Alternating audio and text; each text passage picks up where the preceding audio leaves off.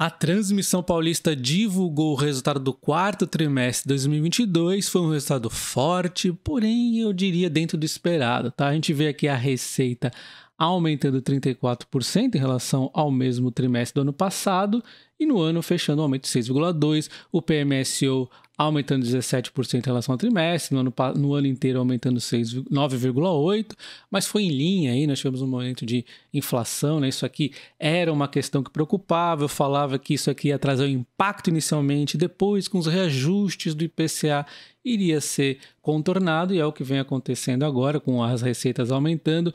O EBITDA da empresa aumenta 37% quando a gente compara com o mesmo trimestre do ano passado e no ano fecha um aumento de 4,6%, mesmo com o RBSE impactando. O lucro líquido da empresa, então, salta 172,6%, com principalmente aí reajuste do IPCA e também a questão aí do RBSE voltando parcialmente. A normalidade ainda tem mais coisa para aumentar, então tudo aqui dentro dos conformes, né? E quando a gente vê a dívida líquida aumentando 7,5%, o que também é ok, e o CAPEX aumentando em 34%, mostrando que a empresa está no momento de investimentos, ou seja, plantando aqui para a gente colher no futuro, né? Então a gente vê que o que depende de uma empresa de transmissão de energia ter bons resultados. Um dos principais pontos é a questão das linhas estarem disponíveis, nas linhas de transmissão, e elas estão super disponíveis, né? 99,55 aqui, perfeito, né? A transmissão, os transformadores também, então perfeita aqui a disponibilidade. Ela trouxe entrega de ativos, nós iniciamos a operação comercial no IE Ivaí, junto com a Taesa, né? Nós tivemos aqui também o armazenamento de baterias, que é um projeto fantástico, além de dar mais do que dinheiro, vai dar uma expertise para a empresa aqui, muito interessante. Não é apenas 30 milhões? É apenas 30 milhões, mas é um diferencial competitivo aqui no longo prazo, tá? E dando uma olhada no que aconteceu na receita da Transmissão Paulista no trimestre, nós tivemos aqui a volta do RBSE parcialmente, tem mais para voltar, tivemos novos projetos, atualizações e tudo mais. Tivemos aqui o PA, que foi algo que impactou no ano passado. Então, eu já comentei que eventualmente isso pode acontecer, não vale a pena entrar no detalhe. O fato é que a gente vê um aumento de 34% na receita comparando trimestre a trimestre. No ano, a receita tem aqui o aumento pela Bandeirante, lá que ela comprou, né? Então tem aqui esse aumento dos resultados dessa participação de equivalência patrimonial. Nós temos aqui novos projetos, atualização, temos o PA aqui, o RBSE, que no ano ainda fica impactado negativamente, mas no meio do ano de 2023 vai aqui estar voltando à normalidade. Então isso aqui vai aumentar mais, tá? Aí nós temos os outros e aí faz, então, no ano a receita aumentar 6%, mesmo com o RBSE atrapalhando, né? Então a gente vê a receita líquida, olha só, sem o RBSE aumentou 20,5%, enquanto quando a gente observa com o RBSE junto, aumentou apenas 6,2%. Então o grande vilão foi o RBSE, nada demais, né? Porque na verdade o dinheiro aumentou, diminuiu em 2 anos para aumentar o total. Então ela trocou aqui o curto prazo por longo prazo, que alongou, né, e aumentou os valores. Isso tudo aqui é o que nós vamos ver aqui a partir do meio do ano, no terceiro trimestre de 2022, quando vai voltar à normalidade aqui o RBSE e as coisas tendem a ficar mais normais aqui para a empresa, tá? E quando a gente observa o resultado financeiro da empresa, que vai ter um impacto aqui se a empresa está muito endividada, né? E no momento de Selic alta é ruim, porém a empresa teve até uma melhoria aqui, né? A gente vê que saiu de 215 negativo aqui para 155 negativo. Por quê? A inflação deu uma arrefecida, né? Deu uma tranquilizadinha, então a valorização monetária deu uma amenizada, mas a gente vê os juros aqui, ó, comendo solto, olha só, a Selic está muito alta, então está realmente comendo, isso aqui vai melhorar em algum momento. Mas de qualquer forma a gente ainda viu a despesa dar uma tranquilizadinha e em contrapartida o dinheiro aí que ela tem também aplicado deu uma melhoradinha, olha só. E aí levou o resultado financeiro a melhorar, então a empresa não está trazendo muita preocupação aqui no resultado financeiro, é muito perene o resultado dela, né? A gente vê esse endividamento com muita tranquilidade, tá? E a gente vê então os investimentos seguem aí a todo vapor. Então ela tem os reforços e melhorias, que é algo particular dela praticamente. Poucas empresas têm isso, que são as linhas mais antigas, que ela vai lá e aplica essas melhorias com troca de equipamentos, né? Literalmente reforços e melhorias que ela faz nas linhas antigas dela, o contato 059, tá? Então muitos investimentos foram feitos, os resultados vão aparecendo aí, né? E tem as novas linhas que ela vai ganhando. Toda hora ela tá ganhando uma linhazinha aí nova, né, em leilões, e também tem aquisições, né, Brownfield, que ela fez lá em 2021, que foi a Bandeirantes, né? Então, olha só o aumento aqui, 83,7% nos investimentos de reforços e melhorias, tá? Então, a empresa vem aqui investindo não só em leilões de transmissão, como em reforços e melhorias, e ainda tem um terceiro aqui, que é de repente pegar um Brownfield aí, uma coisa mais prontinha aí para ela. Então, ela tá atenta a tudo, tá? Ela tem aqui, então, o seu lucro líquido, quando a gente compara aqui trimestre a trimestre do ano passado, aumentou a receita, aumentou os custos? Sim, beleza. O resultado financeiro acabou compensando aqui, equivalência patrimonial aí da Bandeirantes, né? Então deu o resultado.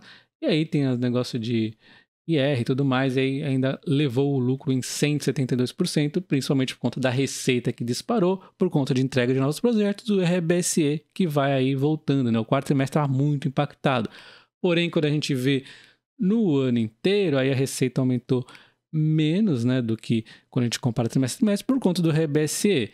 E a gente vê então os custos impactando, o resultado financeiro aqui impactando, com a Selic e tudo mais atrapalhando aí, equivalência patrimonial aí da Bandeirantes, né, que ela adquiriu. E aí temos aqui então o final de um aumento de 6,8 apenas no lucro líquido ano a ano, por conta, principalmente, novamente falo, do RBSE, né? E falando então do endividamento da empresa, é um endividamento um pouco caro de qualquer empresa, mas as empresas de transmissão ainda têm uma vantagem de ter um endividamento um pouco menor, né? Olha só, 12,78 é o custo médio da dívida consolidada dela. Em 31 de dezembro de 2022, ela conseguiu de alguma forma ainda reduzir em relação ao ano passado, e muito bem aqui, né? O endividamento realmente aumentou um pouco a quantidade, 6,6 para 7,1, e a dívida por EBITDA está em 2,92 para uma empresa de transmissão, ainda é bastante tranquilo, tá? Particularidade aqui num sistema tão perene que nós temos aqui na nossa bolsa, dá para ter uma alavancagem em 3 tranquilo. E quando a gente observa os números que a Transmissão Paulista e o que o mercado esperava, houve um aumento de 37% no EBITDA em relação ao ano passado. Em relação ao que o mercado esperava, veio em linha com a BTG e um pouquinho abaixo do que o Santander estava esperando. Em termos de lucro, nós tivemos um aumento significativo aqui no trimestre, né, aumentando 172,6%, né, em relação ao ano passado, e 7,9% acima do consenso, 8,9% acima do que a BTG estava precificando e 6,5% aqui abaixo do que o Santander estava esperando. Então, assim, veio que um pouco acima do que o mercado esperava, né, já que só o Santander que esperou um pouco mais. O consenso estava aqui em 7,9% acima, né? O consenso são várias empresas aí que eu não tenho acesso a quais foram, mas era esse que os números que eles estavam esperando, tá? Observando algumas métricas de preço da Transmissão Paulista, podemos começar pelo bom e velho PVP, né? Que a gente vê aqui ela, antes do resultado trimestral estar contabilizado aqui, a gente já vê 0,94 do PVP, ou seja, 6% abaixo do valor patrimonial, né? Ou seja, já é um desconto interessantíssimo numa empresa muito segura que é de transmissão. O valor intrínseco de Graham nos mostra 45,70 de preço justo, com uma margem aqui de 106%. Porém, eu não gosto de usar o número lucro oficial que as empresas de transmissão divulgam, ali, o FRS, eu gosto de utilizar o regulatório. Então, eu já vou mostrar para vocês o valor intrínseco de Graham correto, tá? Para a empresa de transmissão de energia, que é a Transmissão Paulista, e também tem uma margem interessante, mas vai ser menos gorda do que essa aqui, tá? Então a gente vê aqui o preço teto histórico da Transmissão Paulista, utilizando os últimos 5 anos, nos mostra 36,81, o que nos mostra que esse yield de 4,80 está abaixo do yield médio dela de 8,21 histórico, e daqui a pouco vai voltar a patamares maiores, mas tem que ter um pouquinho de paciência. E atualizando os números aqui da Transmissão Paulista, nós temos então o valor intrínseco de Graham pelo lucro líquido do quarto trimestre, sem atualizar o VPA, tá? Só o lucro ainda por enquanto, e também dizendo aqui que eu estou usando o lucro líquido regulatório, não FRS, nós temos então um valor intrínseco de Graham de 27,52, que dá uma margem de 24%. Então, isso mostra que a empresa determinada aqui, sem pensar nos crescimentos que ela ainda vai trazer para a gente, está a um bom preço, né? 24% de desconto. E, aliás, quando a gente olha o preço justo das corretoras, está em 26,62, o consenso que dá 20% de desconto. No meu entender, está um pouco mais barata do que isso ainda, né? Então, eu acho que são dois modos aqui de você olhar. Depois eu posso calcular aqui um preço justo para mim da Transmissão Paulista, tá? Em termos aqui de preço teto, como nós vimos lá, o preço teto médio aqui dos últimos 5 anos pelo investidor 10 é 36,81, que dá 65,7% de desconto. E aí eu também vou calcular o preço teto pensando aqui nos dividendos para frente, tá? Mas isso aí a gente tem que fazer com calma, não dá para fazer agora na correria, tá? Então esses são os números atualizados da Transmissão Paulista. E quando a gente fala da Transmissão Paulista, é uma empresa com resultados extremamente perenes e previsíveis no longo prazo, porém, a gente vê uma série de ruídos em termos de cotação que, dependendo da visão de cada um, pode ser uma oportunidade. Então, a gente relembra aqui o passado recente dela, né? Nós tivemos aqui, ela vinha de uma alta, bonita e tal, e aí começa os ruidinhos, né?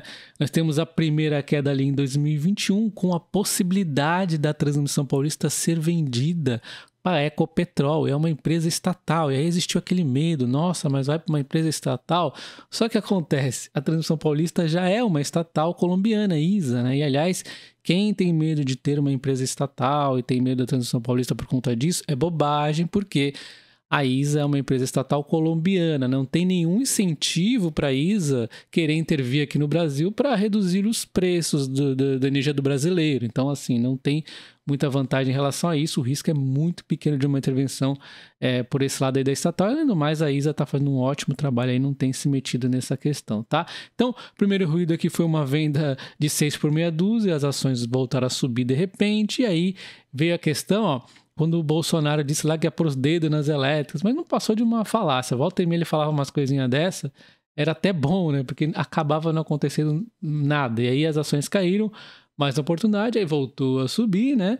E aí veio algo que realmente acertou várias ações aqui do Brasil, né? Que foi a taxação de dividendos. Aí não teve jeito, ela caiu bastante aqui, né? Ameaçou recuperar e depois voltou a cair, um humor aqui ficou por conta da taxação de dividendos. E aí a empresa recuperou-se, e aí eu comecei a falar, olha, vai ter um reperfilamento do RBSE acontecendo, os dividendos podem cair, e aí pode ter uma oportunidade ainda mais legal, né? Só foi dito e feito, né? As ações vieram e subiram bastante, o pessoal esqueceu do reperfilamento do RBSE, e de repente vem o reperfilamento do RBSE e cai. O que é o reperfilamento do RBSE? É a empresa passando a receber mais RBSE, só que mais alongado, né? E o mercado ele é de curto prazo, ele fica desesperado e aí bate nas ações. E aí foi bom, recuperou-se, e aí ficou naquele zigue-zague e tal, né? Recuperou-se parcial, na verdade. E aí vem essa queda aqui bastante significativa, impulsionada ainda pela questão dos dividendos, que estava enrolado. Isso aqui foi atrapalhando a empresa ao longo do ano inteiro, né?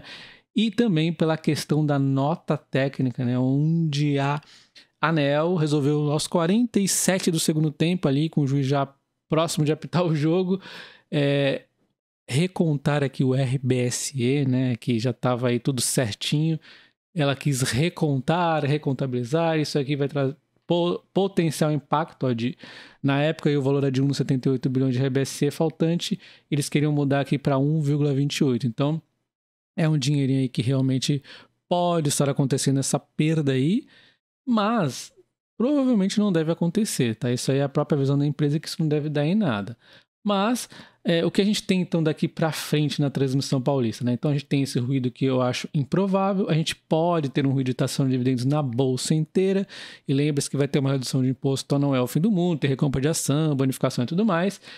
E nós temos aqui só coisa boa em relação ao RBSE, porque isso aqui vai voltar, né, no meio desse ano, né, ou seja, no terceiro trimestre de 2023, vai ser um pouco mais do meio do ano em termos de resultado, a voltar ao RBSE normal da empresa. E aí a nova expectativa aqui de bons números crescentes, uma recuperação dos dividendos, mas ainda assim, como a empresa está no fluxo de investimentos, eu imagino que ela vai chegar ao ápice dos dividendos mesmo lá para 2025, 2026. Mas ainda assim, bons dividendos a caminho nós teremos aí nesse período, tá?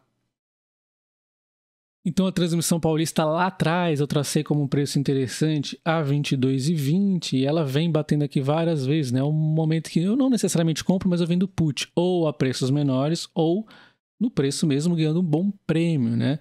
Então eu vim comprando ela mais, mesmo que estivesse aí acima do meu PM, não importa. O que importa é que hoje esse preço para mim ela é interessante.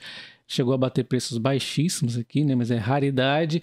E aí a gente pode ver então o 22,20 eu gosto de vender put. Nós temos um próximo ponto interessante que ela bateu várias outras vezes aqui também, que é o 21,70, olha só, pelo FIBO. E outro aqui que eventualmente ela pode voltar a bater, ó, bateu aqui algumas vezes, até chegou a cair mais, né? O 21,15, né? Só para deixar bem claro, eu não uso isso aqui como uma análise gráfica para comprar e depois vender quando ela subir, não. Eu falo assim, eu já quero comprar a Transmissão Paulista? Quero. Então, para não deixar um preço aleatório, vamos pôr um preço que é um pouquinho mais barato, de repente ela bate outras vezes aí porque está num padrãozinho básico dela fazer isso. Então é só isso, não é trading aqui não, tá?